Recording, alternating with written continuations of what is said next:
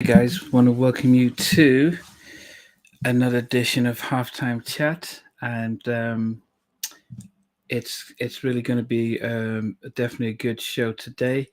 Um, I've got with me the Curtis family, who I am bringing on board soon. And you know what? I've been following them both on Instagram and as well as YouTube, and I do hope that you do check out their channel, but also their new single called "Keep a Positive Mind." Um, it's an amazing family, so I'm going to interview them shortly. But yeah, it's just one of the things that definitely want to be able to celebrate artists from different areas, and no more so them. So I'm about to bring them in. So we will and start quite early. Oh, I think we see. Oh, are we live? Hi. Okay, did I? Are you guys ready? How are you guys doing? Yeah. Okay, okay. Um, Now, yeah, so we are live now. So we've got the Curtis family here, and it'll be great to. Yeah, with the afro, it's quite hard to tell you guys apart. So apart from pops and mums, so it would be great to just get an introduction, just so we know who we're looking talking to. Okay. Parents should introduce themselves first. Yeah, right. The parents. Okay, I'm Mama C. I'm Papa C. Okay, I'm Zahara.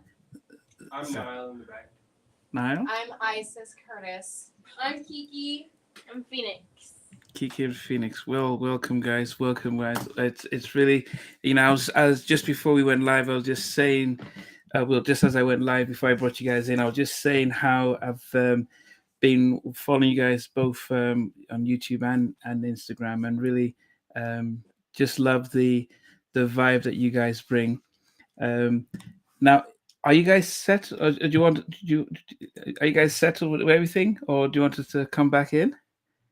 No, we're just trying to turn it up a little bit. So Okay, okay, yeah. Go ahead, go ahead. I just want to turn this. I want Go ahead. Do we have to. It's just the whisper. Give us just a sec. Yeah. Okay. So you know what happened is that I kind of got everyone in early. So, um, but yeah, I feel I hope you're watching. Just gonna put some comments here, giving up to channel for big ups to the Curtis family. Um, about to cap in. Yes. Well, yeah. I'm glad you guys are here. Okay, I'm gonna bring them back in, and hopefully they are back in. All set? Set. Okay, okay. So we've done the introductions and stuff. But yeah, I'm really excited to be able to talk to you guys because it's really impressive to see um, what you guys do as a family, but as musicians as well, and also really loving keep a positive mind. And so we'll get to talk about that, and also if what to expect afterwards from you guys. But like as I do with all my guests, I always start with where you guys from. Okay. We're all from San Francisco, born and raised. Well, at least me and my siblings and I and my mama. My father is from Louisiana. You can tell me more about that though. Yeah, I'm a Louisiana, New Orleans cat, but I've been out here since the early 60s, like 62, 63. So I'm sort of in both worlds. When I came to San Francisco, it was very much like the music in New Orleans. The music was everywhere in San Francisco. So I'm a San Franciscan, but I'm also a Louisianian. Louisiana. Okay, okay. And how old were you when you moved over to San Francisco? Just trying to understand your musical, how much into the music of the South that you took with you. I was in the third grade. Okay, and so I guess with if you're that young musically, then where did you pick it up then? I come from a musical family, so it was pretty, you know, growing up in the South, music is everything, especially, being here in this country as descendants of African slaves, the importance of music in our culture, it just goes without saying, because it is what has helped us to come through some terrible times, but also it's helped us to celebrate and cope. But when you mentioned being from a musical family, are you saying that your parents were singers and musicians? Oh yeah, yeah. You want me to get into that? That's kind of a long story, but I'll try to can. I grew up in a tin shack of it kind of gravitated between 10 to 12 to 14 of us at one time, Wow. and this would be my uncles and aunts who were pretty much like my brothers and sisters growing up. I'm the eldest of my siblings, and you know, music was just always in the house, in the home. And this was in northern Louisiana. My dad's family is from southern Louisiana. My mother's from northern Louisiana. And so whenever I go to southern Louisiana, I get to play jazz, I get to sing, or get to just kind of be free with the music. But on my mother's side of the family, we could only sing stuff like "She'll Be Coming Around the Mountain," and blues in it, because my grandfather was a religious man and really strict. But I would sneak off, and I couldn't wait to get out to the places where I could hear the real music. But my mother was a singer and a performer, and her twin brother, my grandmother and my grandfather had 13 children and 3 sets of twins. Wow. And my mother and her brother were the eldest. And her brother was co-writer with Nat Cole. My mother, Nat King Cole, or is this different? the one and only Nat King Cole. Wow. Yeah, and yeah, I come from a long line of musicians. There's Archie Bell on one side, there's Donny Hathaway on another side. That's a distant cousin. Jean Baptiste is just found out is a cousin. Found out through Ancestry.com. Wow. And yeah, through Henry Louis Gates Jr. But so the music was always prevalent.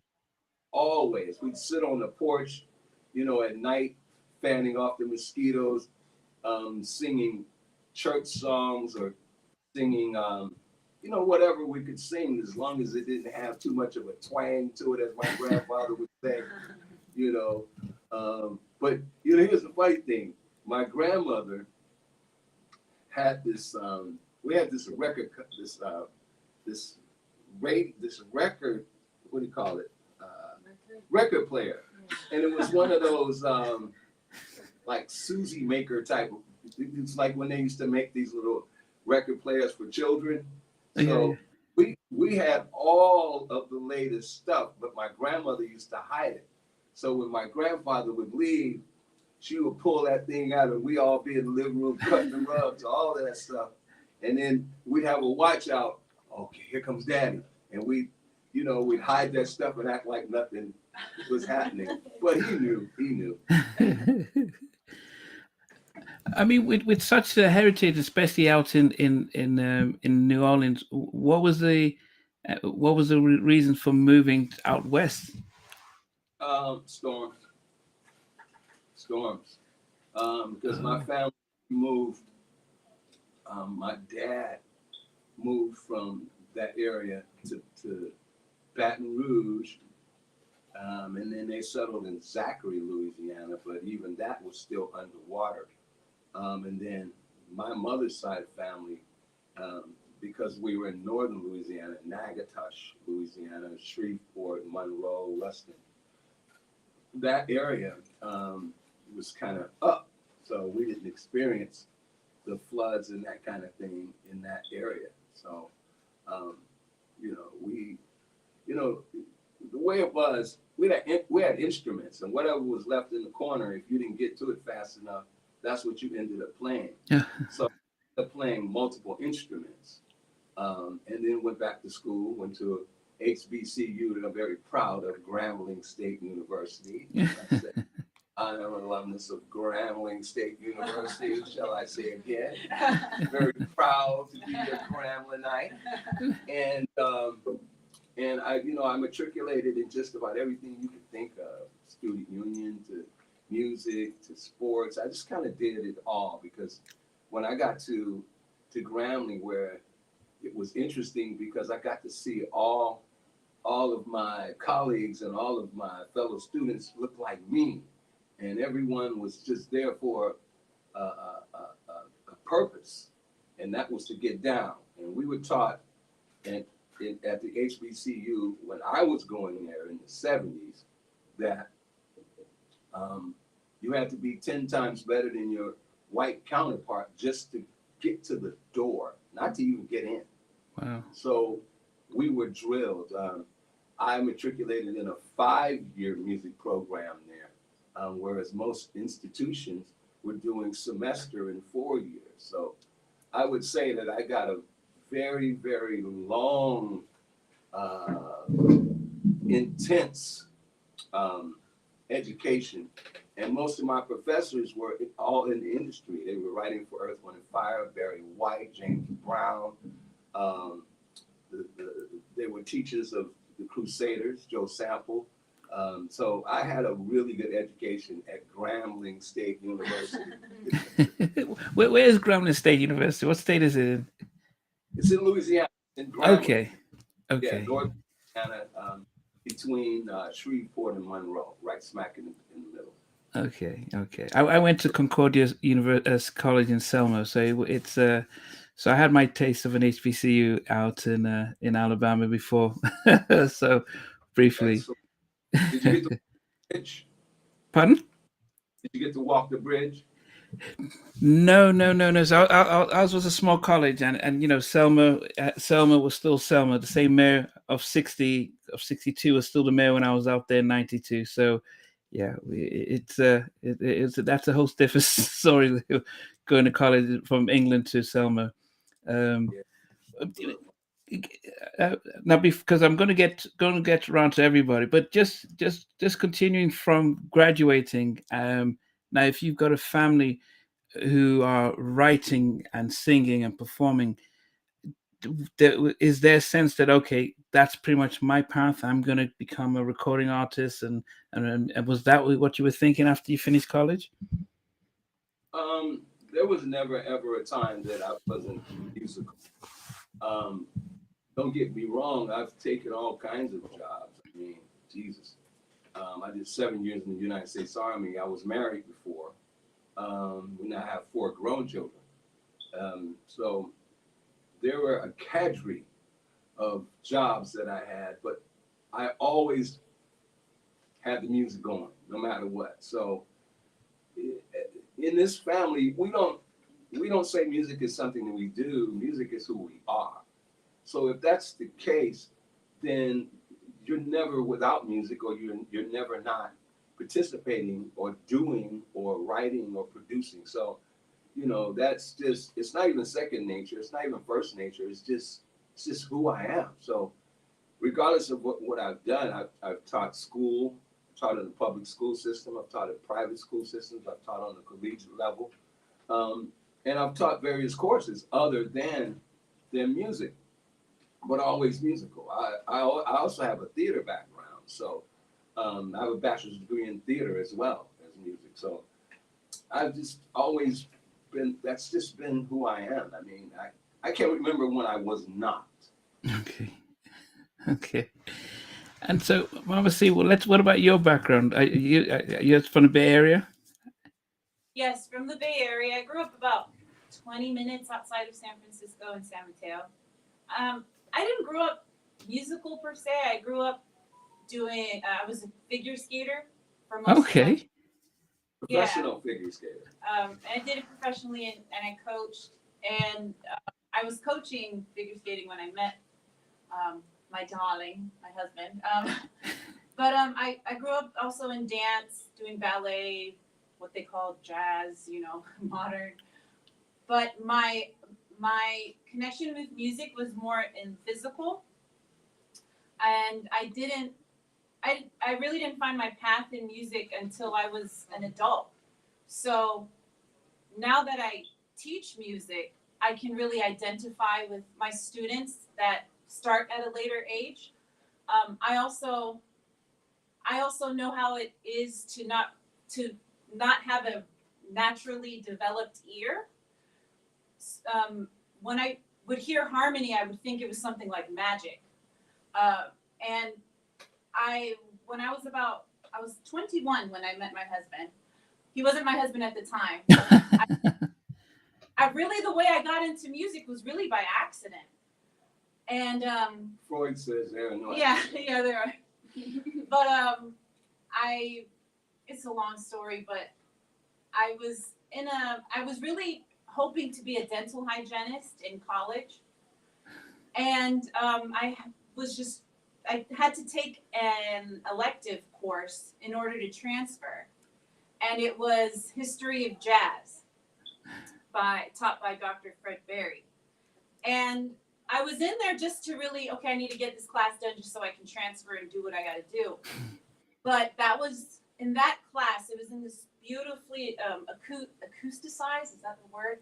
Hall, and it had surround sound. And he turned off the lights and had us close our eyes. And he played Ella Fitzgerald.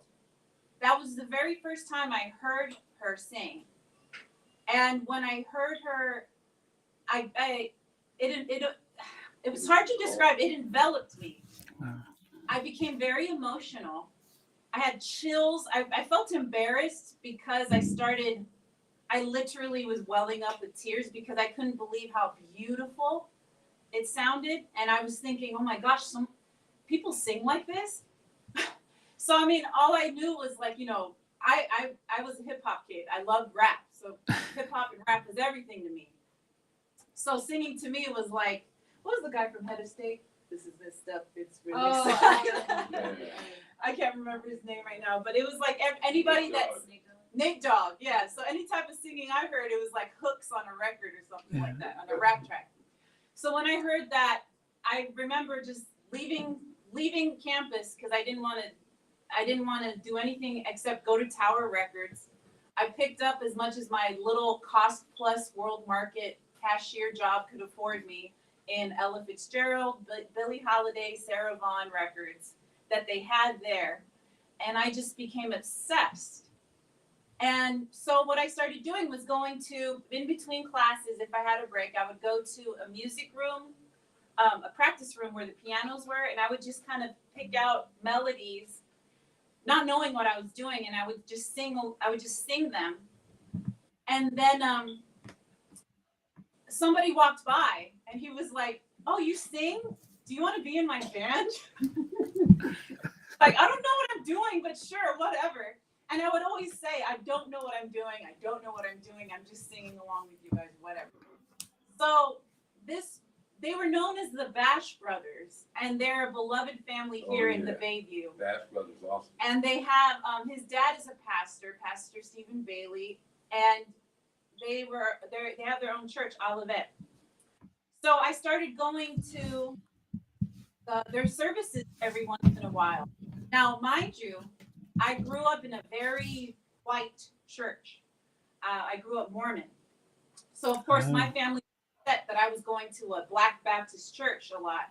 But, I was having so much fun. I couldn't believe it. And the singing.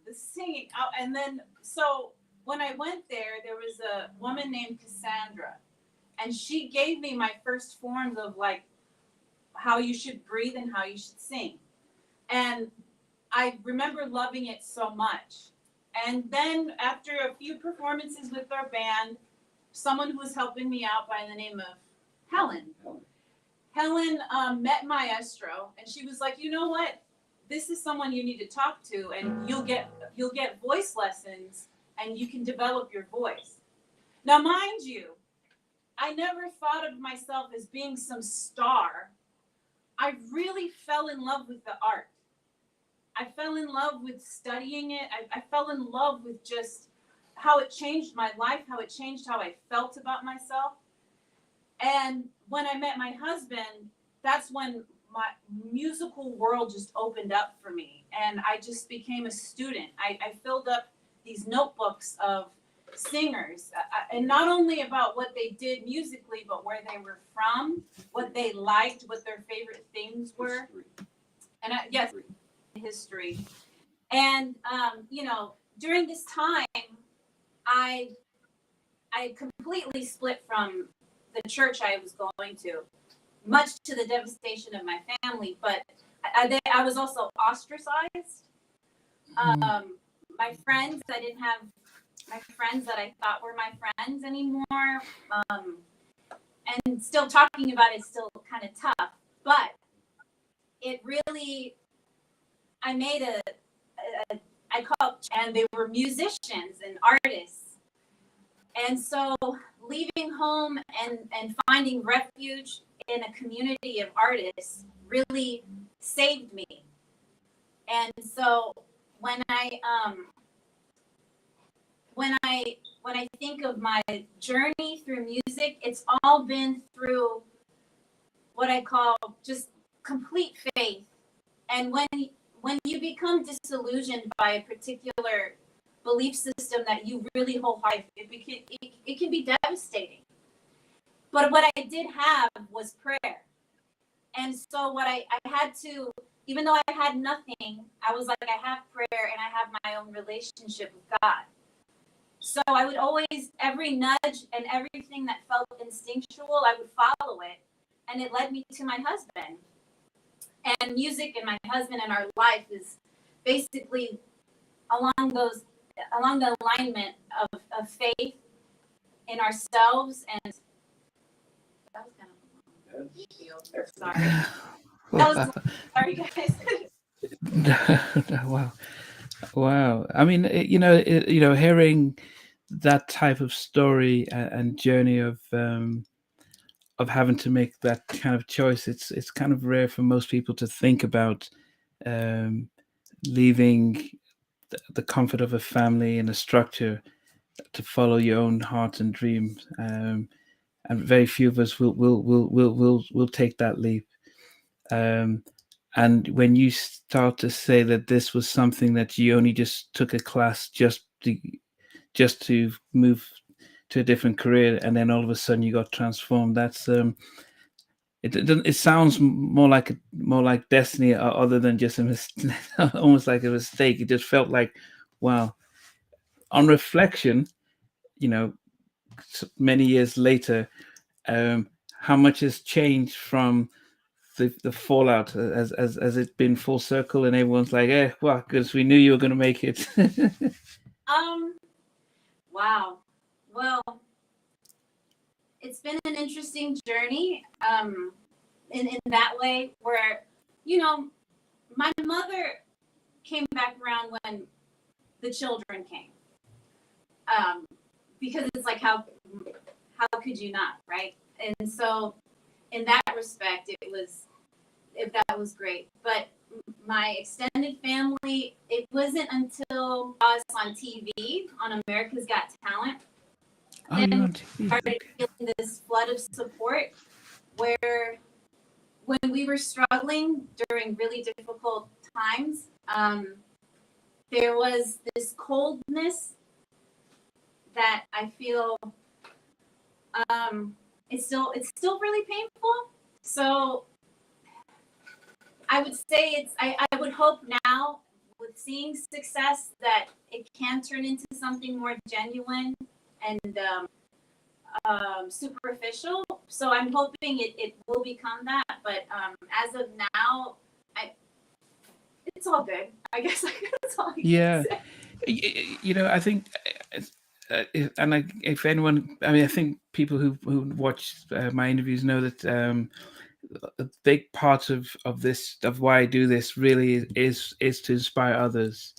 And so from everyone who's come on, they've gone through their ups and downs, and it's for others around the world who watch in, and they say, well, if this happens to them, there's hope and continue. So it's so I really appreciate both of you for being able to be vulnerable, because, as I said, this is really for others who listen and will be inspired.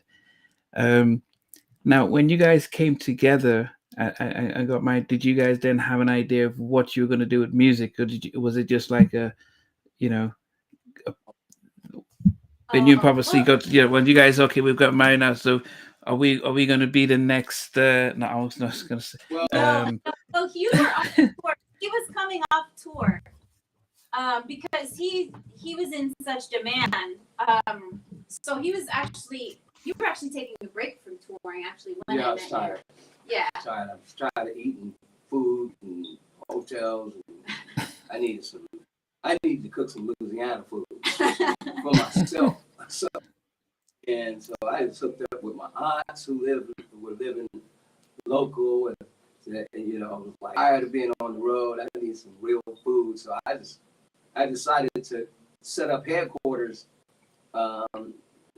here in San Francisco in a way that I had not before, because I was looking at my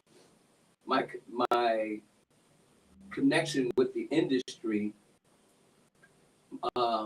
I think I began to start taking it a little more serious because I was in demand, and I could see that it was opening up all these different avenues, and I put together my own production company, blah, blah, blah, blah, blah. And so, you know, that's kind of how it evolved, if you want to say. And then from that point, when my wife came into my life, I was on Earth, Wind and Fire's label. I was Maurice White, Earth, Wind and Fire, the great legend himself, produced one of my first records. He actually was executive that I produced with my band Expression, all Bay Area musicians. Well, actually, one was from St. Louis, tight guitar player, Anthony Michael Pearson. Anyway, so, you know, I had established myself, and then when my wife came into my life, it was just such a natural thing because she just stepped right in and just kind of took over the things that needed to be taken care of on the act of it, as well as I began to teach. We began to take on American Idol rejects who came to us, and we actually started an artist development situation with artists to help them to get their, you know, mend their broken wings for one thing, but to help them feel good about themselves and understand that it's not about Hollywood. I mean, if you're in this because you love this, you should be in it because you love it. Right. Fortune, rainbow gold at the end of the rainbow. That's not what this is about. If you're serious about your art, so we began developing acts here in the Bay Area, and as I said, we were mending the broken wings of American Idol participants who would go on there and be rejected. So, and then it became a fun thing, you know, and I think in the process of artist development, my wife really floored this, you know, understood how this all works. And, you know, we're all martial artists as well. I teach martial arts and self-defense. And what my sensei used to always, my Shihan used to tell me, if you really want to learn something, teach it. And so she began to teach. And in that teaching, she had to do all this research and really hone her craft. And this is why she's good. She's probably my top student that I've ever had. And I've had a So as in terms of your question, like as a plan of what we were doing, I never had the intention of being a front person.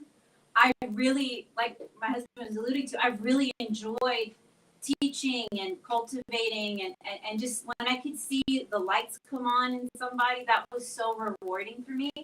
And I loved that my husband had this network and locally of about 100-something musicians. So if he needed a big band, he could do a small septet or a quartet. So he always had such a great relationship with this network of artists that he created the jazz hieroglyphics with.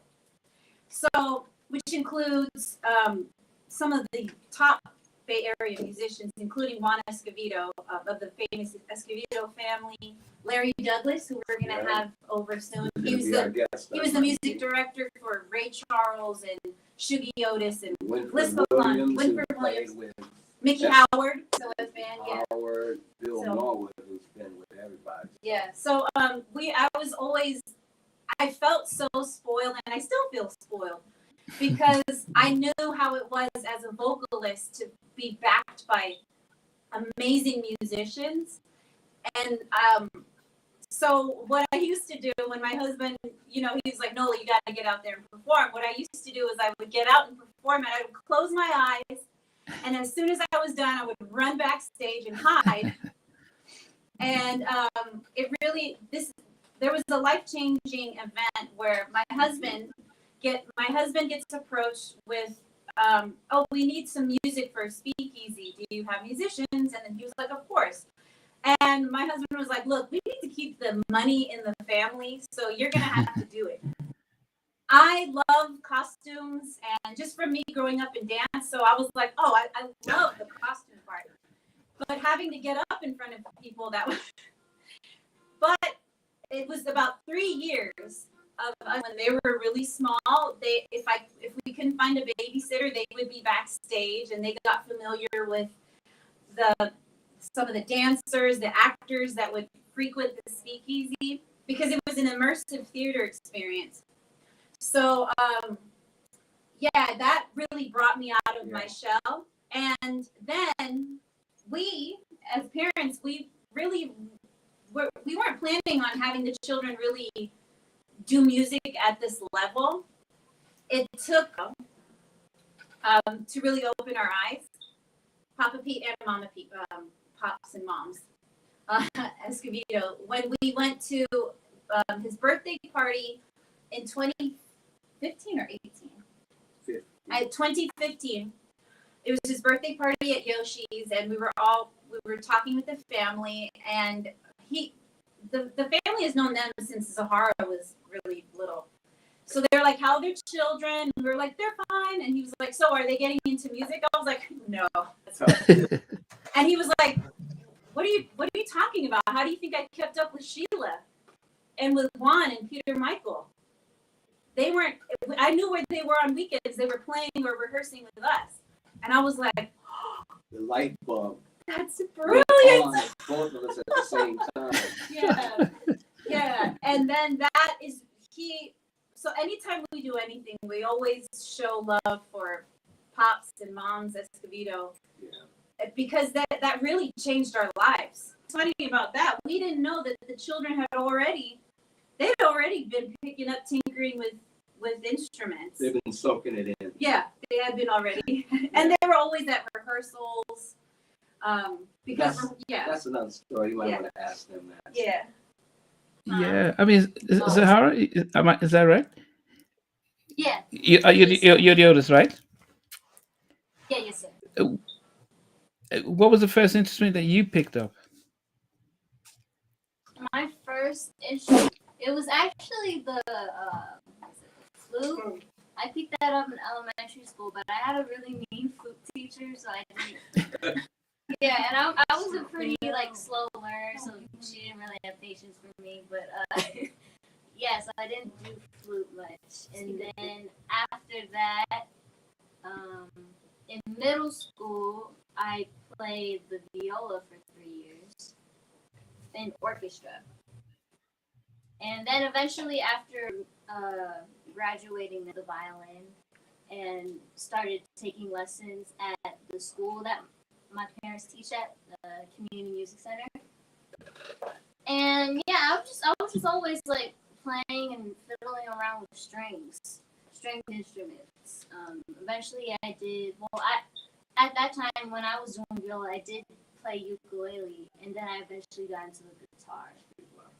Then those just became my two main instruments, the guitar and violin. So that's what I play. But as kids, and this is open to the rest of you guys, was it pressure to play because your parents were into music, or did you feel as if I want to go do something else, play basketball or play video games?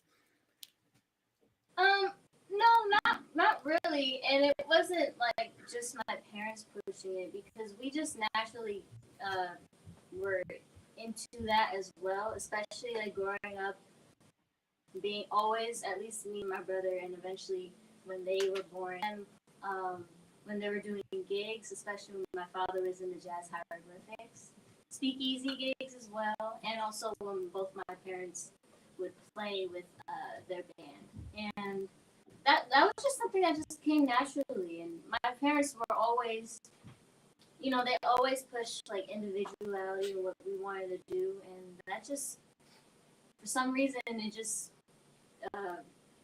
came about that we all just wanted to play music.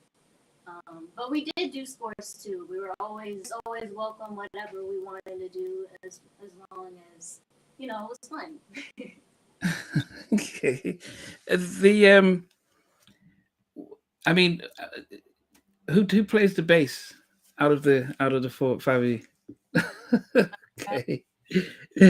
So who's your bass inspiration? Well, my bass inspiration is my dad right here. Good answer. Outside of, there's all kinds of people, mainly James Jamerson. Oh, James. And recently, when it comes to slap, I'd say like Larry Graham and Marcus Miller and Victor Wooten. And recent players, I'd say Thundercat. Okay. But you play the bass and the drums, or who else plays the drums? Okay. So was it pick of straws and you got the drums, or did you always want the drums? I just gravitated towards them. I just gravitated towards them. They're actually the first. It's actually the first instrument I've actually played. Okay. And do you have any musical influences to your drums? Number one is always my daddy, Papa C. He's gonna have dinner tonight. So is this? No, I'm just saying that. Did you hope you didn't get them to always point to you so that they can eat tonight or something? Sorry, go ahead. Number two is who? Number two is my Uncle Winford. He's an awesome drummer. I took a lot of inspiration from him. Number three would be Papa Joe Jones. There's two Billy Joe Jones. They're both from Philadelphia, but the old Jones is my favorite. Bad dude there. Ooh, Lord. Wow. But as a drummer, what musical inspirations do you lean towards? Musical inspirations? Yeah, I mean, as a drummer, is it different, say, rock type of inspirations, or hip hop, or or jazz? I always like to play a lot of everything. I've played a lot of rock and I played a lot of jazz, but I mostly love playing funk most. A lot of Larry Graham's. Okay. And now, who does when it comes to lead guitar, or is it acoustic? Who plays that? Well, both my sister and I, Kiki and we both switch off playing rhythm and lead, and we both do electric and acoustic. Okay. Kiki, he's a left-handed guitarist that way. So. You gotta speak to him. Is it different being a left-handed guitarist? Not really. You would know the difference. Okay. But for yourself, I mean, any inspirations for you when playing the guitar? For me, in terms, well, obviously my parents first. I say like story and like Rosetta Stark. Mostly, like ever since I was younger, I watched her documentaries like multiple, and it was like really inspiring, especially her being a woman in like the 50s. and her playing and what she was saying, how she says she doesn't need a man, I can play better than a man. I don't know. So yeah, I'd say her and like Jimi Hendrix and Green Grant, personally. That like yeah. Great. Is it much different than when you play acoustic compared to electric then? Not really in my opinion. But in terms of like acoustic, I really like playing Spanish guitar because it's really just like fun. And I wouldn't say it's easy, but like I just really enjoy it because it's really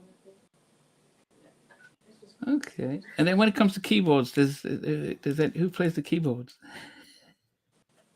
Okay. And who is your inspiration around playing the keyboards? Well, I like Monk, but obviously my dad, because he was all of our first teachers, and I used to watch him play a lot. I like Monk. I like Hazel Scott. Hazel Scott. Yeah. But I also listen to horn players too. Bird. Donald Byrd. Yeah. Charlie Parker. Yeah. Charlie Parker and Two birds. Yeah. So, but outside of so as a kid, so are you guys in bands in school, and other places, or is it pretty much your science exclusively to the family band? We're homeschooled. Okay. Curtis Quantum's University. And I did play in orchestra. My brother. No, remember you played in cello. I played No, he cello played- and he played- trombone. Yeah, but he played. Didn't you play in band? No, Jazz. jazz band. No. No, I played- we're really young. I played bass. I did, Speak up, dude. but I mostly did trombone and cello at school and orchestra. Yeah. So that was like our little like glimpses of like, I guess, playing with other people. This situation is much easier because I don't have to deal with new people. So I like. But as a kids, do you guys do stuff by yourselves? The five of you just playing something different that's outside of mom and dad. Like, do you mean like in terms of like stuff that we like playing? I guess. No, I mean not taking away that you don't like what your mom and dad play, but just like I mean, you just do the five of you just hang out and say, well, let's just try and do this hip hop track or do this jazz, this country track. I don't know. I mean, just or do you have a case in point, New Edition? All six of them do their thing, and then there's Belle Biv DeVoe, there's Johnny. So within the family, there could be little groups, little splinters of you just gravitating to playing stuff that the three of you. Let me jump in here because I want to make it very clear. We don't do that. Yeah. Okay, you've been offered millions of dollars to take them and make another Jackson 5. This is a family band, and we are very stern about that. And people have these misconceptions of what they think we should be. They think that mom and dad are controlling. That's not what this is about. What this is about family. And it's about how the family has been decimated with some sort of intention to deep what family represents in this country and somewhat around the world. And so our purpose here is to reinstate the power of the family. And so we want to make that very clear. And I cannot be more clear than I'm saying that right now. So yeah, they jam on their own. In fact, it's required because that's the only way they're going to grow and expand. So I had to step in there because we're always confronted with these kinds. And it's when we were on America's Got Talent, it was this picture of us was painted that was weird, like we're making them stay in the back room and practice this stuff. This is them. And we are a family unit. We run our family like a business. We have weekly meetings. As I said, music is not what we do, it's who we are. And so all of them are aspiring physically to do. So I had to jump in there because sometimes these questions get a little weird for me, and I have to make sure. And I want them to respond to that. Yes, I want to Yeah, add go on. ahead. I want to add on that. Can I add on that? Yeah. There was in AGT, America's Got Talent. Simon Cowell said the parents need to back off and let the children pick the songs. Yeah. Comment. He picked the songs He picked it, we actually, didn't pick it. and He picked the song, not the Yeah. song. Second episode, he picked the song. So I just want to comment. Yeah, so Hold on, let me. Yeah. Without I thought you were done. our dad, our dad always brought in his bands, and we would always watch them play and get ready for their next gig. And without him, we wouldn't have that, and we wouldn't be able to absorb any kind of music that we have learned today. So I don't want anybody. We were not forced to play. We decided this on our own. We all decided as a family that we would be a band. I just wanted to comment. Oh, now you can. No. Okay. Yeah, well, okay, when were you guys? I didn't realize you guys were on Americans Got. When was this? Was it a long time ago? This was 2 years ago? Is it 2 years ago? Wait, it was 2021. 2 years ago. Is there- 2 years ago, yeah, it's 2021, 2 years ago. And yeah, an interesting process because they actually hit us up in our DMs on Instagram.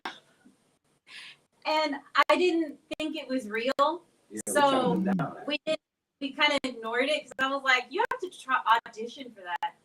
And so when I finally answered and called her back, it was one of the producers. So apparently our year, they really scouted for talent. And for people to ask, one person was just the person that auditioned.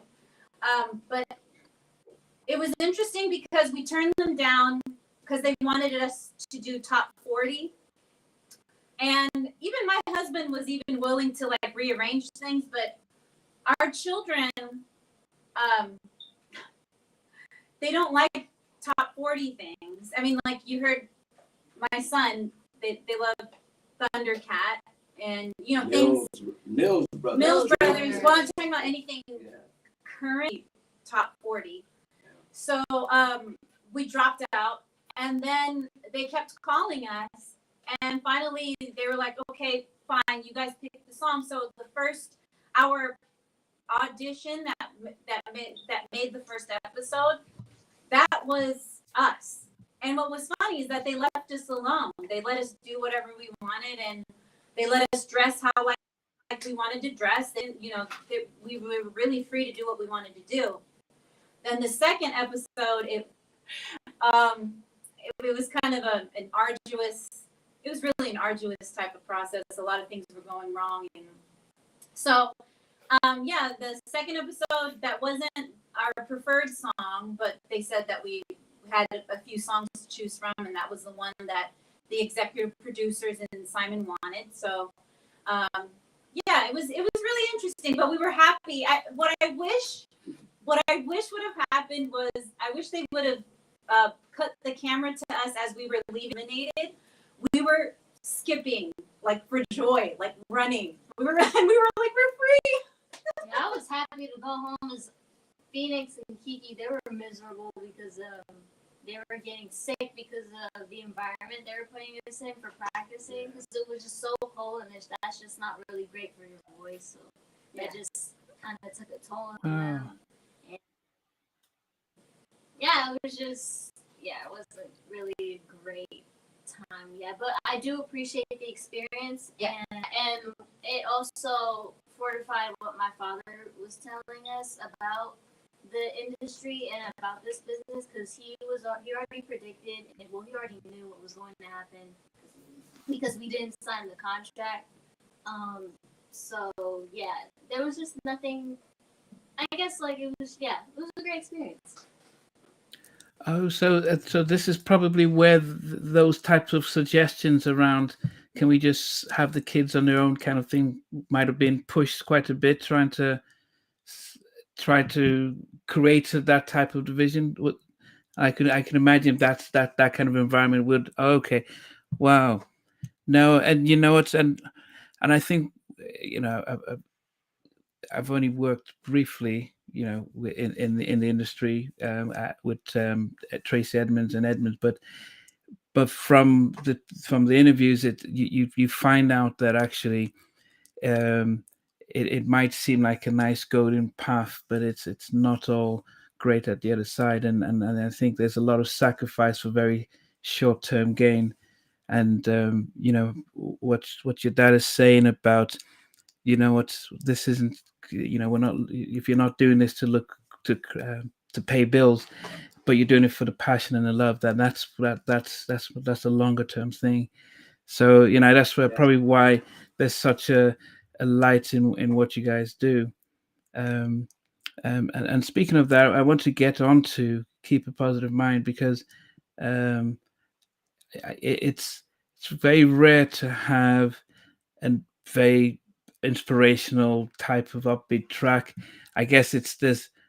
I might be wrong. Elements of reggae, some Nigerian or African high life, and some jazz. But I don't know if I'm just making it up. I mean, can you tell me what's the combo in the song? Yeah. Go ahead. Yeah. Before you said it was a single. Before it's actually part of. Oh yeah, he knows that. Yeah. So check this out. I wrote that song 40 years ago. Okay. And I was in college, and I was working on my master's degree. And you look good. Yes.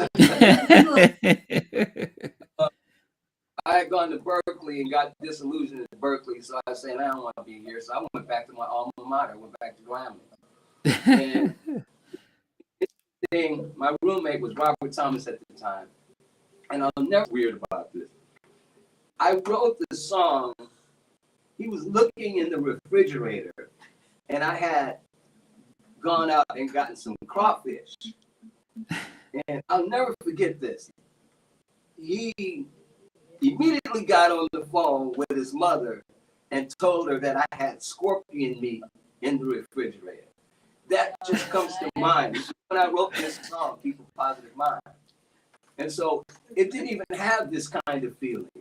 Mom suggested that we put a reggae twist on it. It was a dare. It was really a dare because I loved that song, and I was like, let me see. I was like, and I did it like a suggestion, but I was like, let's see what he does with it.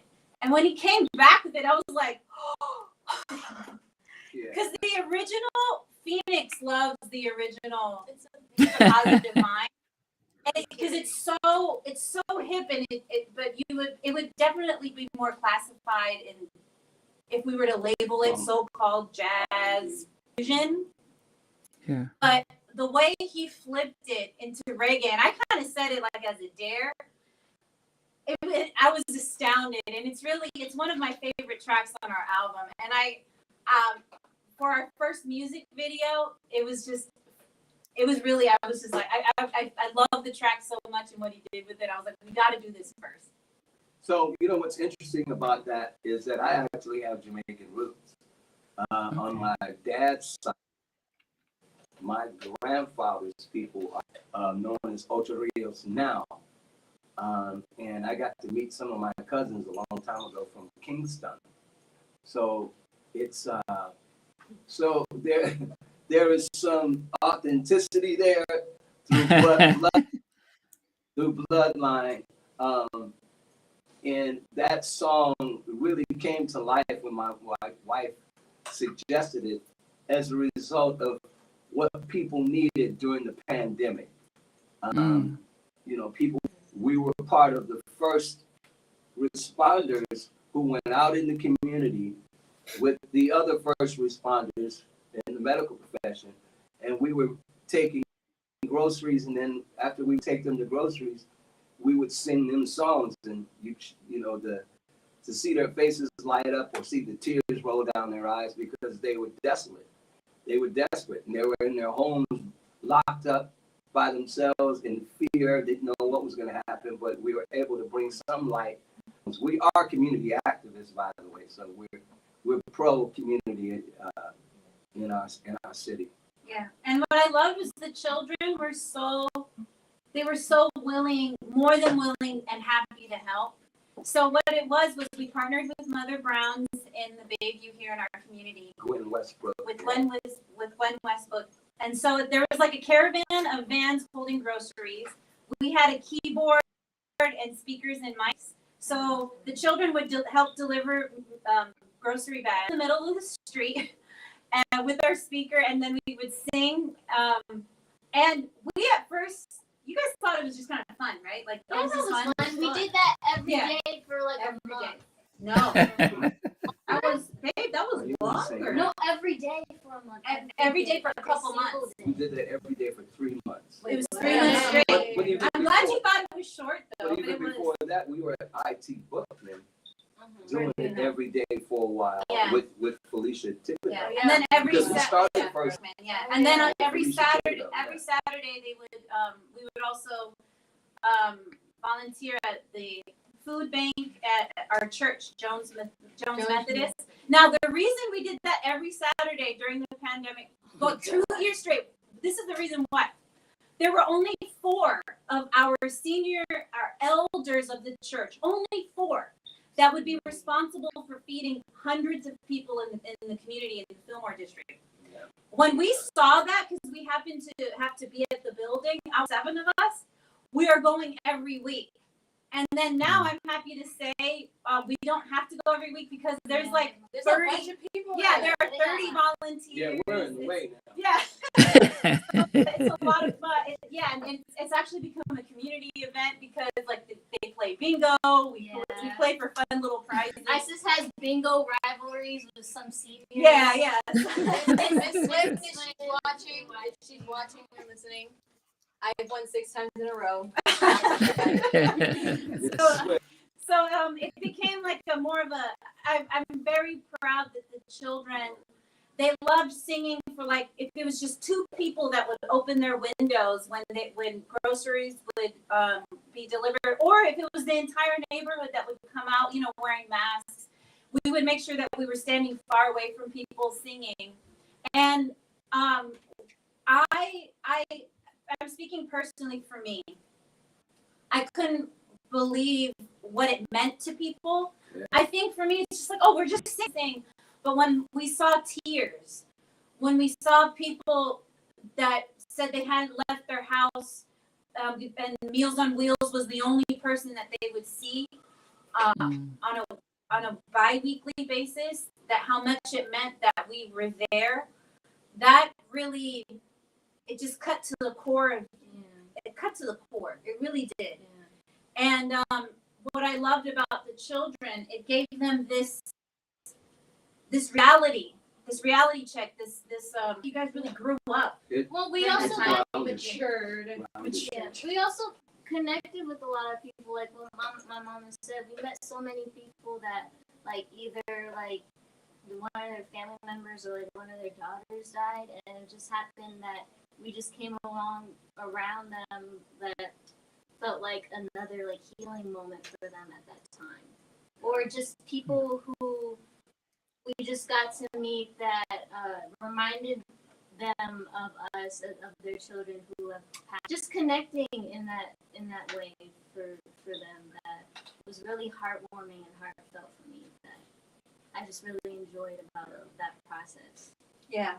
So with all of that happening, and then they got to see what can really come of art, right? The healing that can come from that. And then we're approached by America's Got Talent. And then we go into this Hollywood TV thing and how fun. But there's nowhere, you can't compare the actual connection to your fellow man and then you have TV. So what I loved about them was they could place TV as what it was. There's an entertainment format. It's money, Mm. and we can get our exposure, but they knew their purpose as artists and as members of their community. And that's, I mean, they've even told me that was a lot of fun, or oh, that was so great, and they might have sung for like 3 people. And then on America's Got Talent, we were seen by millions, and it was fun, but they can separate it. But to keep a positive mind up even a little, to get deeper into that.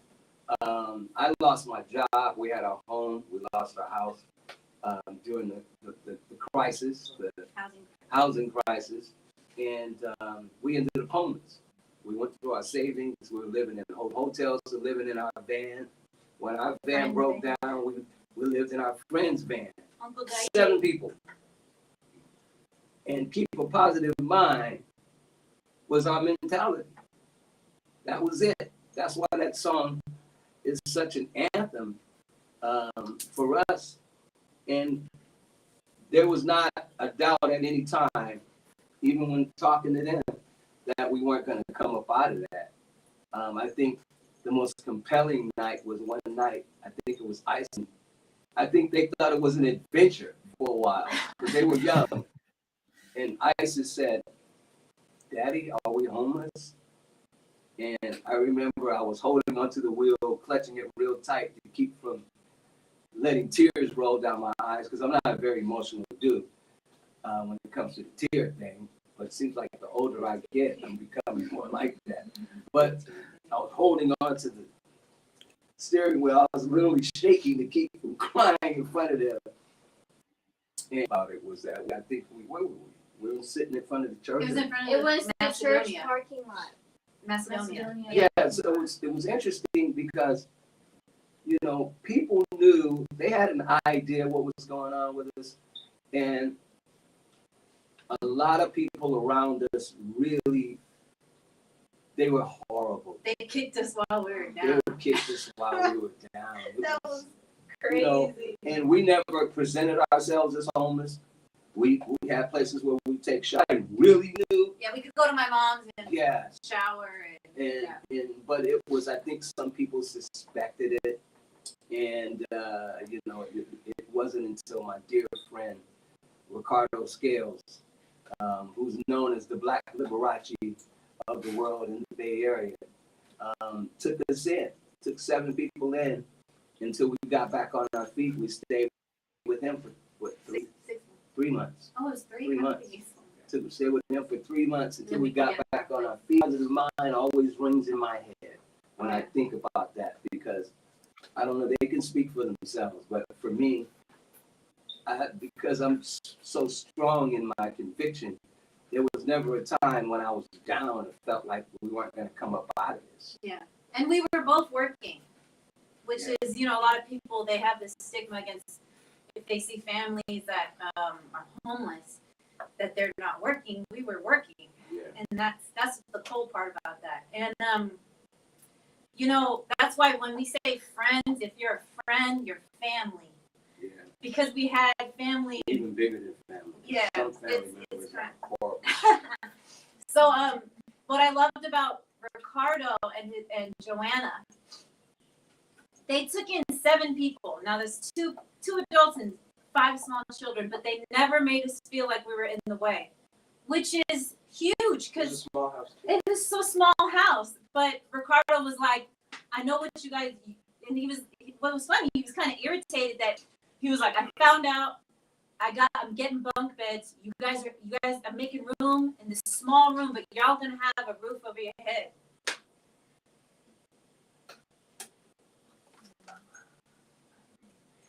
And so that's why when we have, we need a picture of Ricardo. So when we have people like Uncle Jair, Uncle Jair, the Escobedos, Hills, Grandma, yeah. Grandma, Yeah. Paul, I mean. Yeah. So it's we these got are nicely. we have like in our in our album, we have a commemorative CD where people they sent me messages like, "Oh my gosh, the amount of thank yous you guys have in your in the jacket." We actually didn't have enough room, so the print is so small, and it's because of that. So when you see the tears that I'm always crying now, but on America's Got Talent, when I just release all these tears, I'm just crying. It's because that was all going through my mind. Being homeless, being kicked while we were down, the pandemic, and then being on that stage and seeing people on their feet. All of that was coming to the front. And I'm glad they never aired this, but we were actually interviewed, and it came up during the show before our first audition. And that was the first time my husband and I actually talked about it. Because even amongst each other, it was just, he and I, we're both soldiers in that way. Where it's just like, just get the grind, get the hustle, we're going to come up out of this. And we didn't talk about it.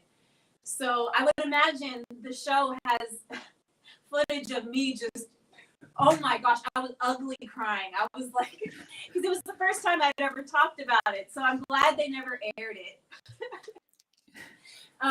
So yeah. Keep a positive mind. Yeah, keep a positive Has mind. a lot to do with that.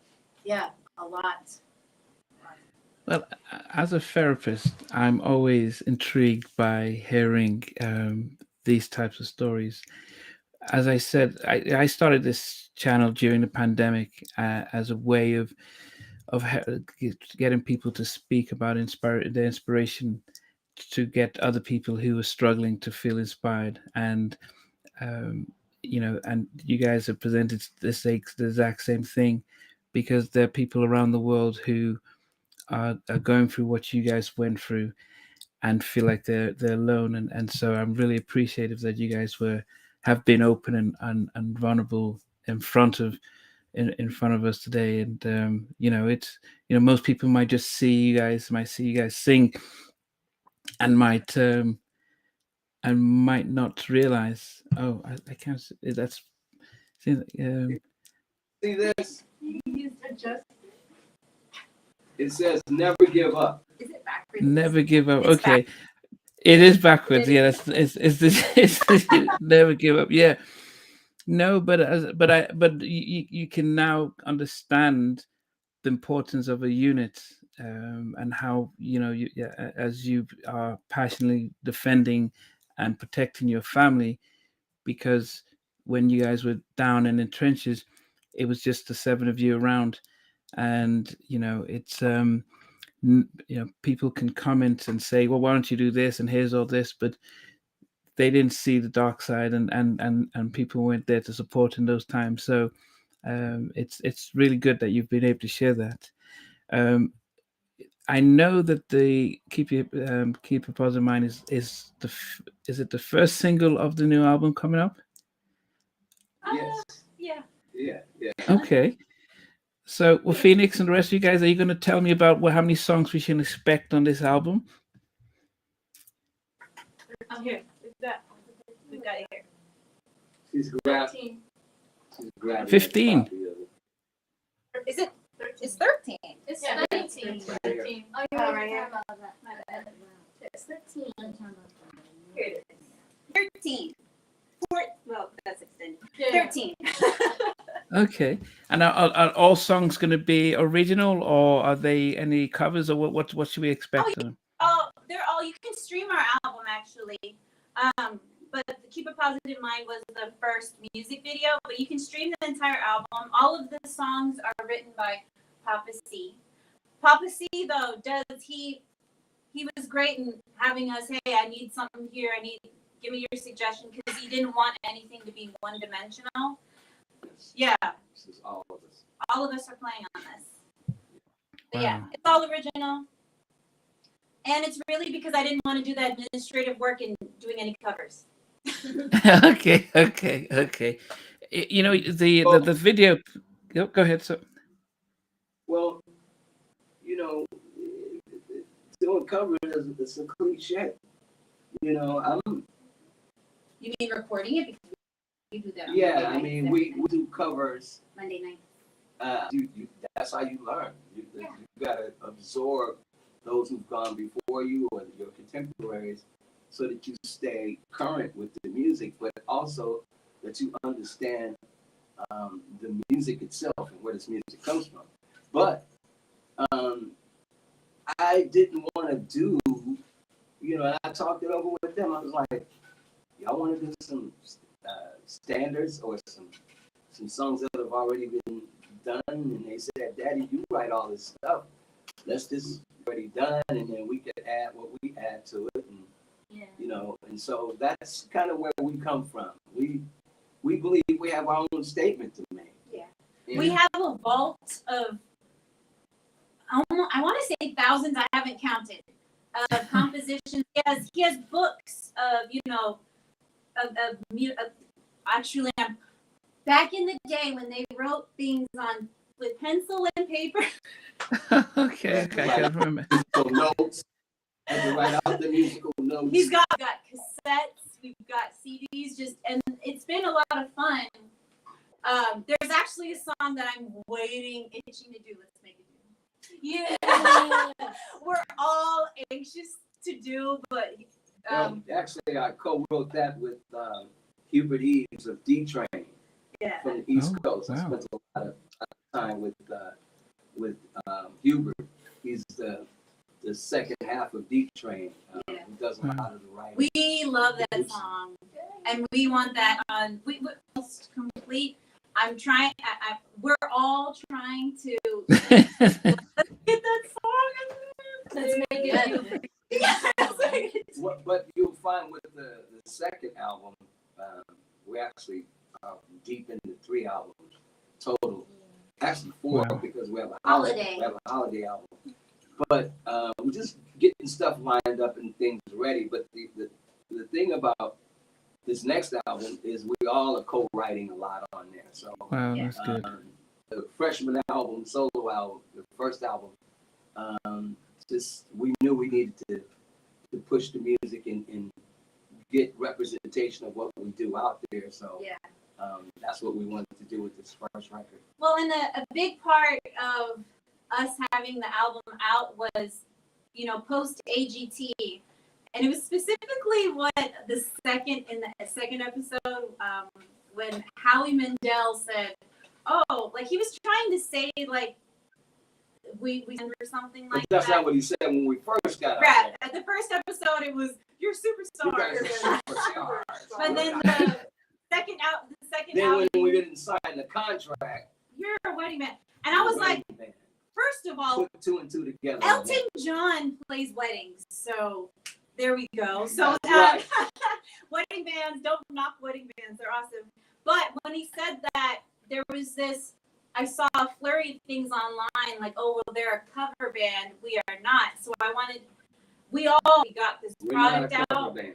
so then people saw that it But was there's nothing all, wrong with doing covers. there's nothing wrong with cover bands or tribute bands, We we got some love of the them. greatest musicians Shout out. playing Yeah. coffee houses and places Yeah. who are not seen. Yeah, and Who are cover awesome. bands like Yeah. Kalimba. Shout out to Kalimba. We love them. They're a tribute band to Earth, Wind, and Fire. Then, I remember. Oh, when yeah, we In love them. Japantown, I was having right. Yes, Wow. amazing musicians. So, anyways, this album being out, it was really just it's all independent. Obviously, and the family were like, just get it out there, so no one can say that we don't have right. material that is written and produced and composed that is the Curtis family.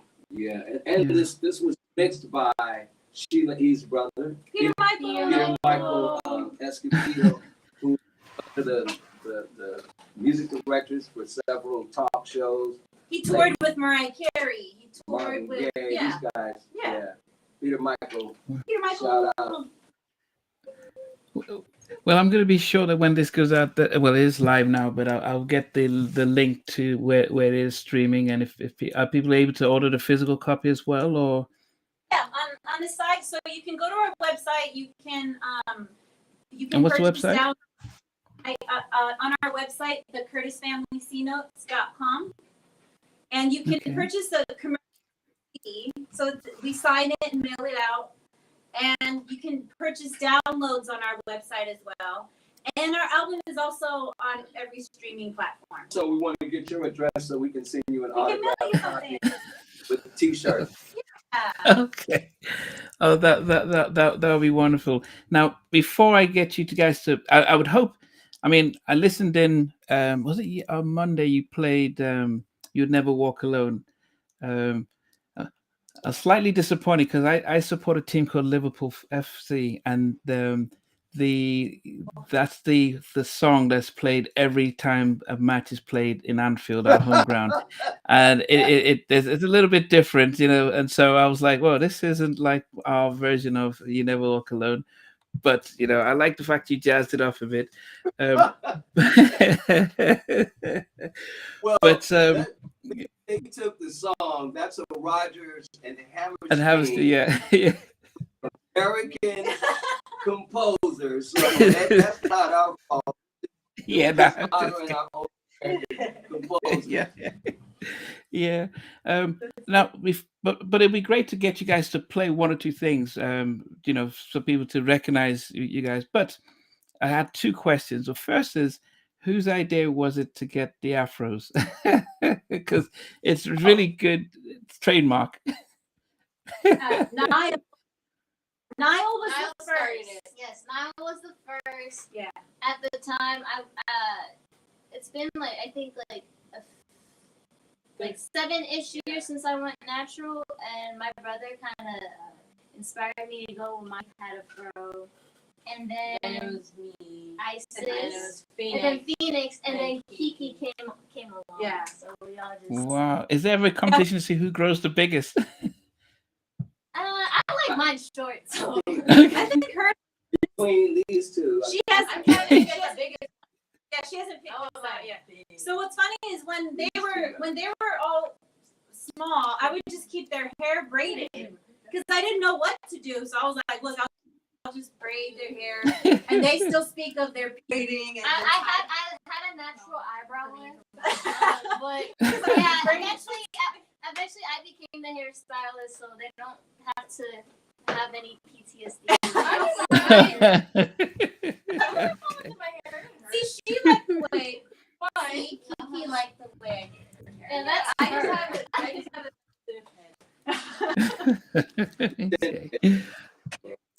Okay. Okay. Now this is so. Before I get you played, so the question I always ask all my guests at the end is that if you were stuck, and this is going to be individually because there's 7 of you, so I get 7 answers. So if you're stuck in an elevator and it is going to take 2 hours or 3 hours to get you out, what movie are you watching while you're waiting? So okay, yeah. So okay, you can go in order. Okay, you can go by the youngest, and then we can go all the way up to your dad. Okay, who's going to start? Money Talk. I knew it. Money talks. Okay, okay. Go ahead. Chris Tucker as well. Oh, it's the Chris Tucker theme. Okay. It's always Okay. Or the Jackie Chan. second or third Spider-Man from Tobey Maguire. Or I watched Okay. Just Visiting is good. Really good. Namdi, have Just you watched Just Visiting? No, but who's in that? Oh, it is so good. Christina, it's a movie from the 80s. It's Christina Applegate, Jean Reno, and yeah, there's a few others, but those are the main stars. It's one of our favorite films. Okay, okay. Money Talks, Rush Hour. Just visiting. Okay. Spider-Man 2 and 3. Okay. No, you go. Okay, I would do. I need time to think. Go. Oh, no. I did the first Kung Fu Panda. Yeah. Is that the first Black Panther you said? The first Kung Fu Panda. Kung Fu Oh, Kung Fu Panda. Okay, yes. can I have a 1A and a 1B? Go ahead. Okay. I think mine would probably be Groundhog's Day. Groundhog Day is Okay, so Bill. Okay. I think I just love well-written stuff. because I also have a theater background. I love a lot of Denzel stuff, but it would have to be some TV episodes. It would be all the episodes of Frasier. Okay. I got. Wait, are you ready? The original Planet of the Apes. With Charles. Okay. Because of the social commentary. He falls asleep to Planet of the Apes. I have no idea how he does that. Strange film. So weird. So are you ready? I'd say my favorite Chris Rock film, Head of State. Yeah. Oh, that is so good. Okay. Oh, you know what? Yeah. Namdi, that's a good I one. rescind mine. But yeah, that's cool. Namdi, because you're from the UK, and this is one of my favorite films, and it's based in the UK. Patrick, and it's about a dog. Patrick is really Bruh, no. Yes, the little dog. Yeah. Oh, yeah. I was obsessed with that movie. I love that movie. Okay. But I think it's because Namdi's in the UK. And Namdi, I gotta say something. I found I think we did, or I found your channel because you had DeBarge on there. And then I then followed you on Instagram and Facebook. But what I love is how you really honor artists. Yeah. And these are artists that happen to have become icons. And, you know, you had Karen White on there, Shanice. You have artists on there that, you know, a lot of people in current times celebrating them enough. Yep. And you have created a platform that honors their artistry, and people get to know them, their stories, and then what they're doing now. And, you know, you could really spend a lot of time on your channel. And I've gone down this rabbit hole, and, you know, especially when you had is it Timmy Gatling? Yes, Timmy. Guy. And I love the great questions you ask, a platform that celebrates artistry. True artistry. In a day where we're celebrating a lot of mediocrity. We don't know what we're celebrating today. And yeah, so thank you. And it's really an honor. When you expressed interest on having us, I was just like, really, us? So that really means a lot, and we all appreciate what you do, and thank you. Yeah, Particularly in an era, I just want to say this particular era where we defend stupidity and we celebrate mediocrity. These artists that you have been having on your show, these are people who pay dues. These are people who understood what it was and what it is to do what it is that we do at a very high level and at a very high frequency, because we know that it's about connection with the people, with our artistry. And that's what it's all about at the end of the day. Thank you. Yeah, thank you. Yeah, I appreciate it. I mean, I last week I spoke with Charles Wright from who wrote "Express Yourself," and he's in his 80s, and yeah, the only time, you know, I was honest to him that, you know, I know "Express Yourself" because of NWA. I didn't know about his legacy and his background, but hearing him talk Charles about Wright, Los Angeles. Yes, Charles Wright. From the 100 103rd. Yes, that's it. Wow. Yes. Person that. And you know, and hearing him talk about growing up on a plantation, you know, because he's 84, so he's grew up in the South, and how, and listening to the and he says the music industry was no different from growing up on a plantation, you know. Right.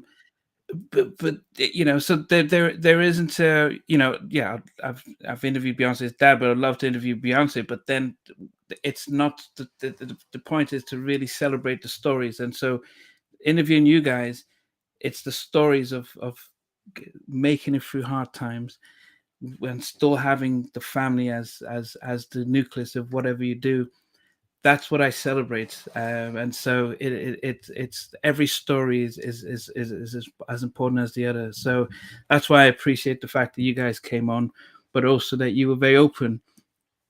And as I said, it's as I said, being a full-time therapist, it doesn't matter how tough a story is. I know how to just keep quiet and listen and just enjoy the process. So I appreciate you guys being open. My final question, because as I said, every guest has to answer this, is favorite song. So we can go back in order. Yeah, everybody, not your own, not your own. You remember every single person who's been on my show, whether it's Elle to Timmy to Karen to God knows who, have all had their favorite song, and which is not their own. So so everyone individually can just give me a favorite song. Who wants to go first? You know, that's a very hard question for any musician or any artist, because Today. no, there is no favorite song. No, just today. today, like Not for me. just Yeah. an hour. Let me A minute. just say it like that, like this. That's like saying who's better, Monk or Charlie Parker or Dizzy Gillespie. You know, it's like, Oh yeah. So, that's okay, kind of like so- choosing. All of it comes through Black humanity and the tragedy that we had to experience. And every song affects you in different ways for different situations that's needed in your life. So to have one favorite song, that's almost an impossibility. As an artist, I have to say that. Well, I'm just saying, if you say one of your favorite songs, Look what you did. Oh, yeah. Okay, go ahead. one of your favorite songs, then I may be able to say, okay, Okay, what's one of your favorite songs? One of your favorite songs. one of my favorite songs would have to be I Left My Heart in San Francisco, and I'm going to tell you why. Because that song was actually written by a Black man who I actually met. And two cats put their name on that composition, and their name shouldn't be on there. Wow. Tragedy. But I think it's one of the most beautifully written arrangements that represents a city.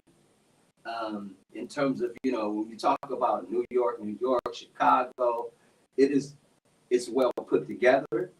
The chord progressions in that song are so beautiful and sophisticated, but melodically, it's just one of the most beautiful songs I've ever experienced. So that would be one of my One of you. Okay, good. Who's next? Oh, am I next? Okay. A song, I'm saying this because this song, while we were homeless, really got me through. And it was Do Your Best by Daryl Coley and Lynette Hawkins. And it's because of the lyrics, it's the way they sing it, and it's today is may never come. What will you do with it? Today is here. One lyric that Yeah. sticks out to me is, so why think of only yourself? Yeah, Right. Once you start reaching out to to someone reaching else. out to someone else. Yeah, Shit. yeah, I love that song. That would be one of my favorite songs. Who's next? One.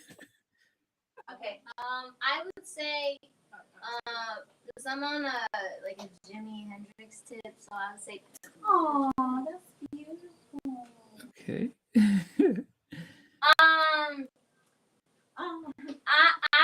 I've been listening to a lot of Journey right now, but Wow. I like, what's the song called? Ask the Lonely by Journey, but if not that, then that Very White song in Money Talks.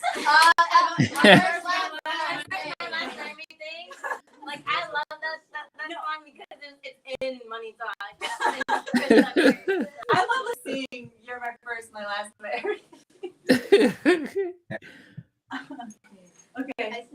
Oh, so it either has to be Crosstown Traffic by Jimi Hendrix or not Bush City Limits, but Hey, Tina Turner. Turner. No. Okay.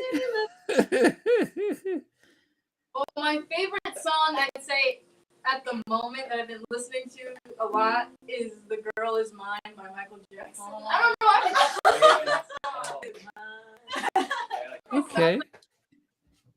Oh, You're cute. Paul McCartney, who's from England. Yeah, well, he's from Liverpool. I'm from Liverpool as well. So Liverpool, the Beatles are from Liverpool. Yeah, go ahead, no.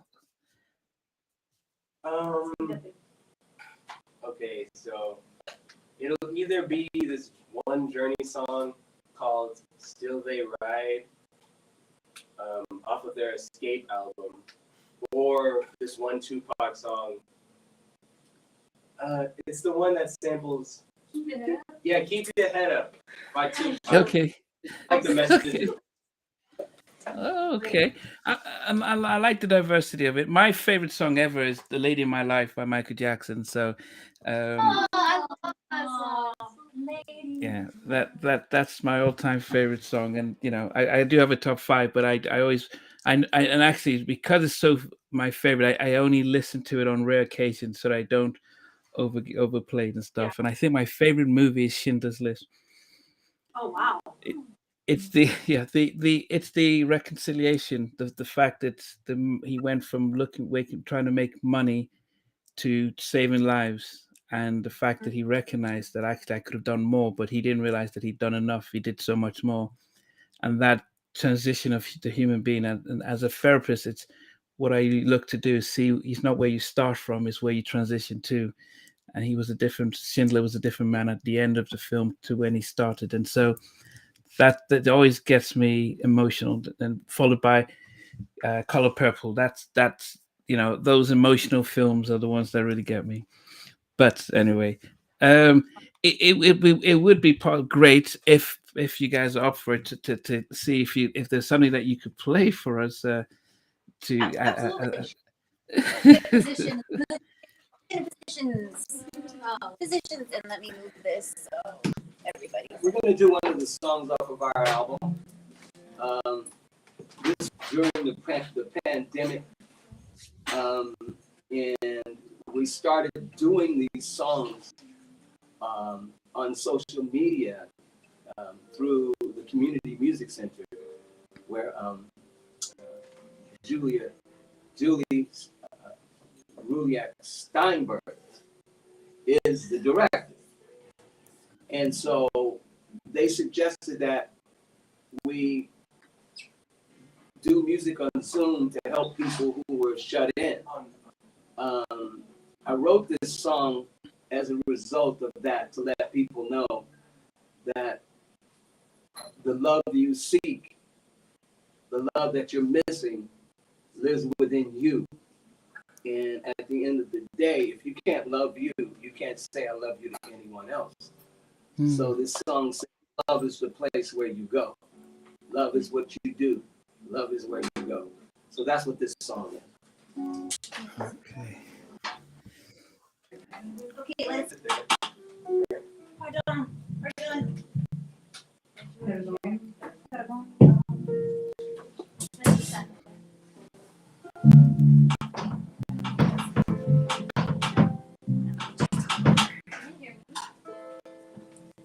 Yeah, I think so. Okay.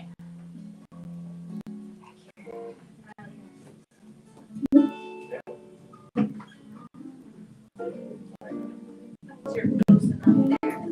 Oh, pardon the sound. Oh, are we setting up our mics? You guys are close enough to the iPad. Let me turn these mics down. All right. Yeah.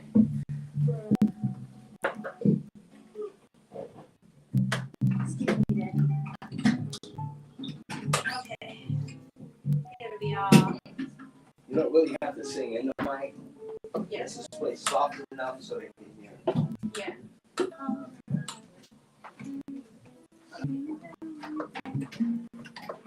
No, you're singing. Hi. Zahara,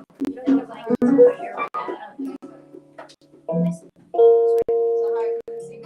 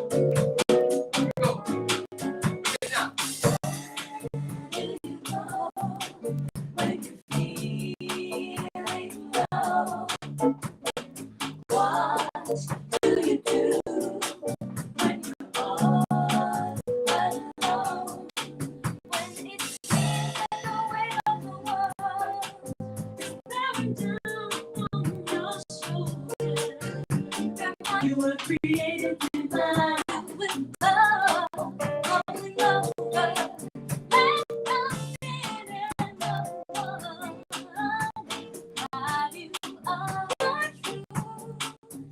Believe and see the light in you.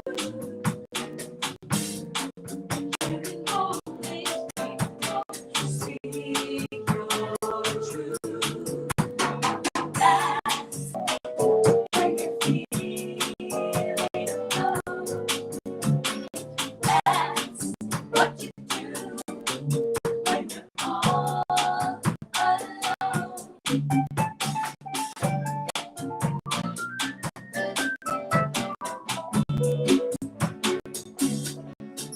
When you shine a light on the wall, you share the love that is within you.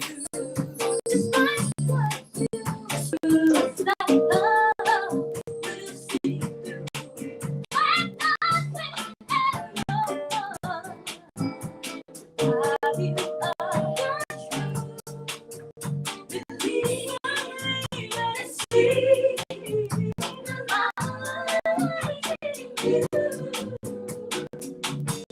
So you can go and see the truth.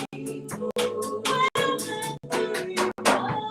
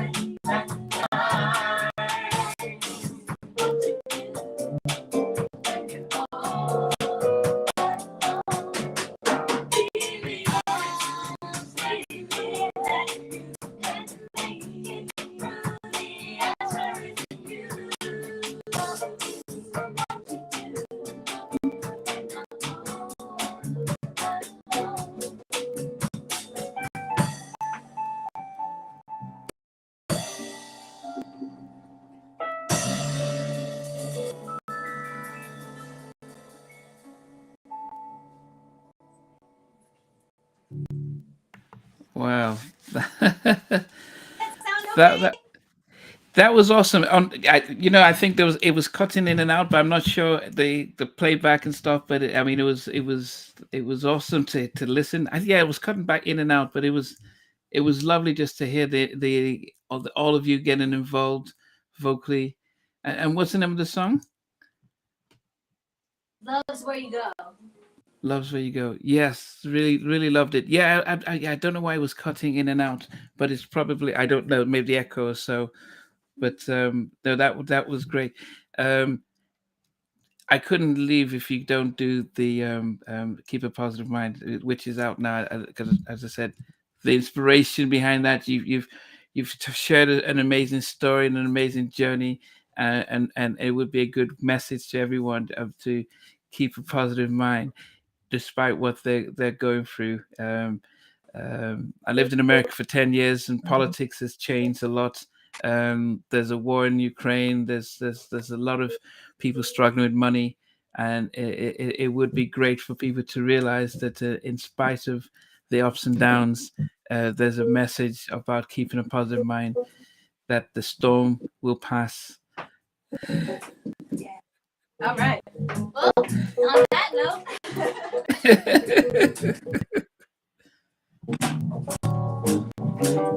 And shout out.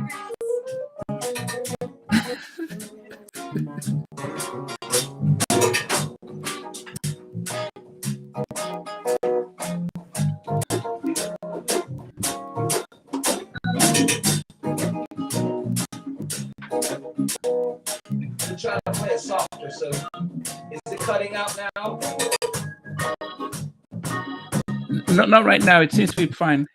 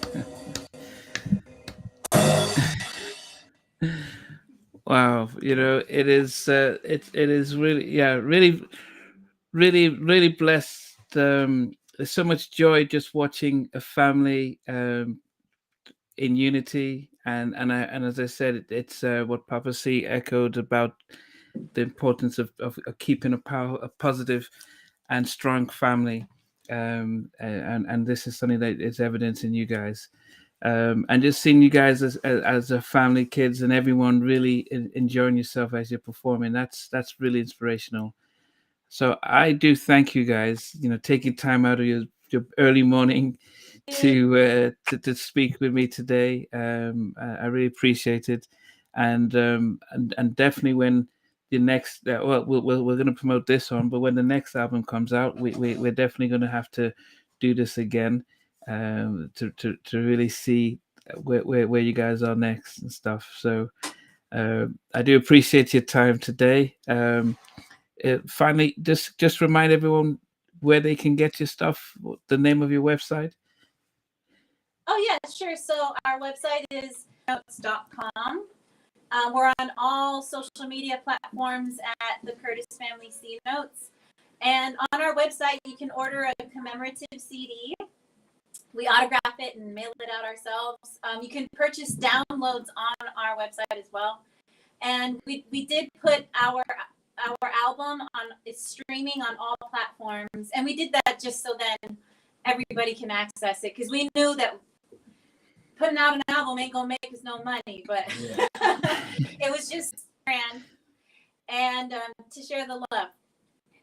Yes. Yeah, which is something that you guys have done today, and I really appreciate it. Oh, go ahead. Yeah, I want everyone to know that we support the strike against the strike, that's going on. The writer's strike. And what's going on with, the streaming thing, because people are putting their lives out there, their art out there. They're not getting any residual effect that's going to live, let alone, buy a candy bar. So we're behind that as well. Yeah. So we're in solidarity and we stand with those who are out there trying to right these wrongs that are being perpetrated on people by these billionaires. Yeah. Yes. Well, it's true, and you know what? And I think just finally, I've got 3 kids who I can't play an instrument even if my life depended on me. Neither can I. Keep us. I mean, I can beat on a table, but I've got 3 kids who I don't know where they got their musical gifts from, but I'm going to have them watch this so that they can. I can try and get the 3 of them to be inspired to play. And play together and not be just as a lesson and stuff, and that's one of the things I hope that other families would see this and think, you know what, even if we can't sing and play instruments, we as a family, there are things that we can do together, and I think that's something that evidence of what you guys have demonstrated today. Can we tell you just one thing about what we do? My wife didn't get a chance to tell you. We have a nonprofit. Yeah. And let me just say this to you, brother. Music is your birthright. You're supposed to be playing an instrument. Whether you pick up 2 sticks and hit them and play with your children. That's what this is all about. But I'm going to let my wife tell you about our nonprofit. So every city we play in, we are certain to offer free workshops. And it's about bringing families together so they have that activity with one another. And we've seen how in our lives being musical, we're able to communicate on a very deep level, and we've seen how it really benefits us as a family. And we want our situation not to be so unique. Yeah. So believe me, Namdi, if I can play, you can too. And I hear the way that you speak, Namdi. You speak so. It's so melodious, and you have a very beautiful texture to your voice. You can talk, you can sing, you can talk, you can walk, you can dance. Yeah, yeah, melodious. Oh yeah. Shout out to Melodious. Yeah.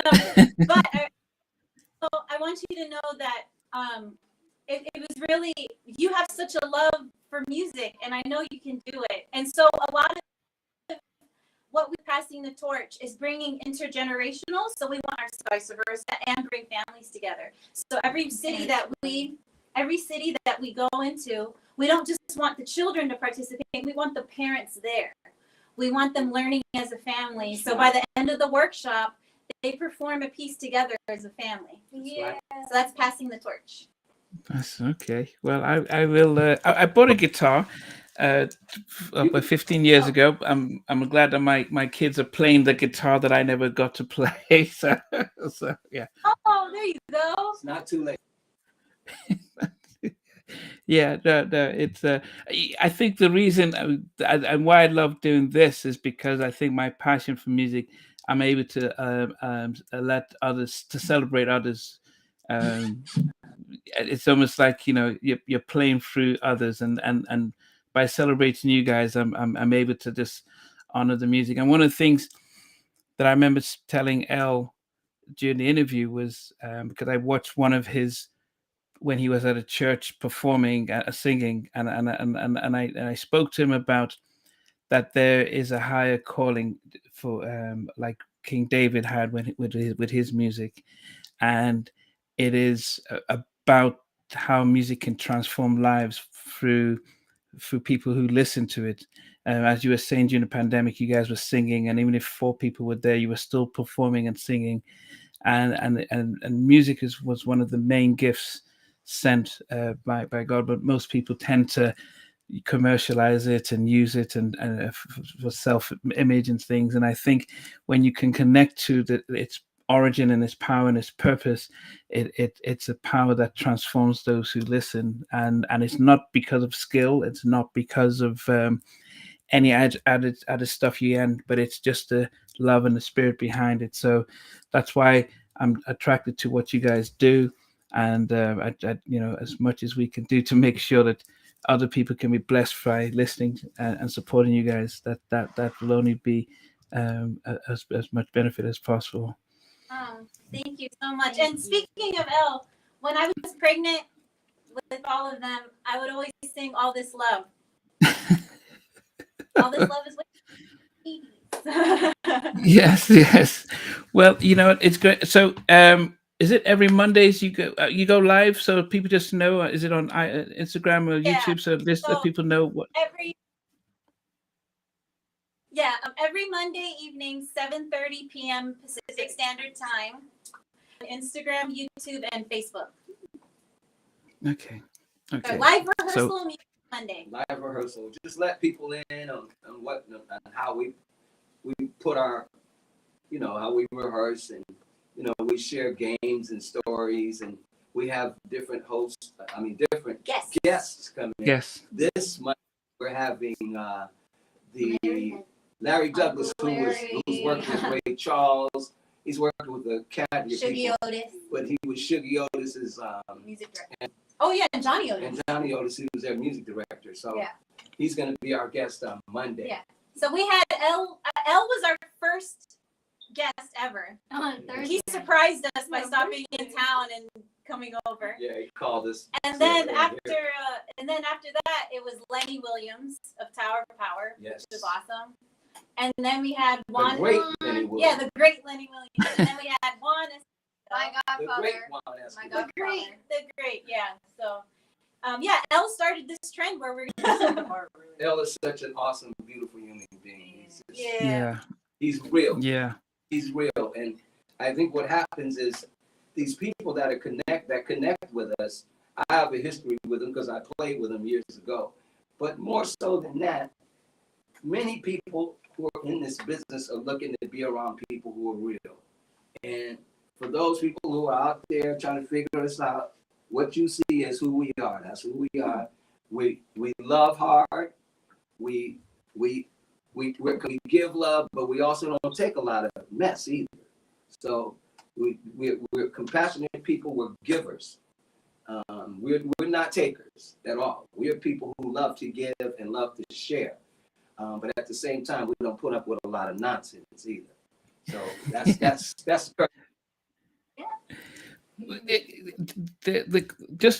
nonprofit. Let me just get the name of it so I can put it up there. What's the name of your? The nonprofit. We also have.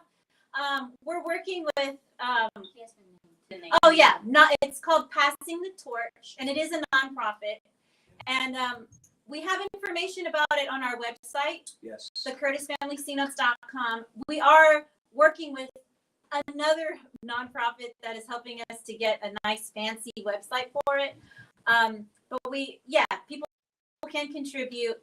Our live streams, when people go to our website, there's like this live streaming tip jar. All of the proceeds, even from our merch and from our CDs, go to that continue to do, we want to, when we're touring, we want to make sure we perform and then we give back to the communities that we're performing in.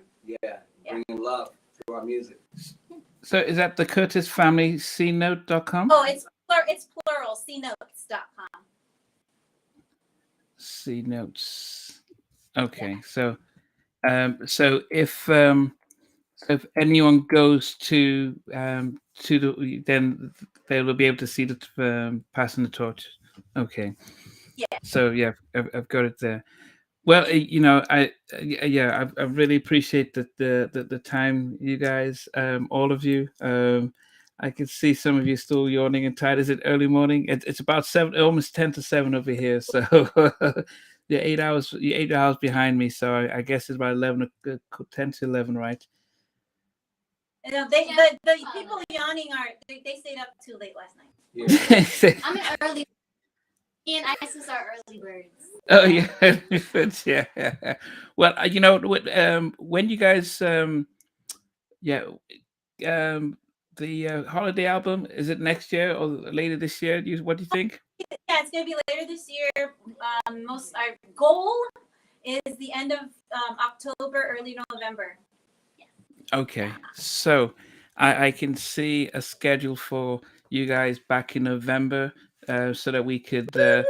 We can celebrate it, you know, and you know, original Christmas albums are really good. Daryl Simmons came up with one last year, which was really excellent because it was all original. So I'd look forward to promoting yours as well, So we will talk about coming back in November. So I can't wait for that. Yes, Yeah. yeah. So hopefully, you know what, Namdi, one of my personal dreams is for all of us to go to London for Christmas, because I know that's like epic. We're coming to the time. UK. So hopefully we'll be there in November. But I also want to say this. We're going to be at the famous Blue Note on Napa. September 28th. Napa. in In Napa. Napa. Wow. Okay. I mean, I'm glad. I mean, you guys got a whole set and a half to deliver, so that should be really inspirational. Just seeing you guys there. But yeah, touring would be great. My family and I are about to do a tour around Europe next week for 2 weeks. So we're driving in a small little car, the 5 of us, across Europe. So we will be listening to Keep a Positive Mind when they're fighting in the back seat, the kids, after a 2,000-mile round trip around Europe. But I appreciate you guys. So, but we will look to come back and do this again in November to talk about the Christmas album. But we'll also pass details about, you know, here's the website if anyone trying to get information about the nonprofit as well as their current CD and music that's out right now. But thank you guys. We're coming to the UK and breaking bread with you and your family. Yeah. You know what? Yes, if you let me know, definitely we'll definitely make that happen. I'd love my kids to be to be inspired by other musicians, and so we'll definitely look to make that happen. So we'll definitely keep in touch. And but as I said, you're one of my favorite bands and groups right now. Thank Well, I you, appreciate Thank it. you so much. Thank you, guys. Okay. All right, guys. Thanks, guys.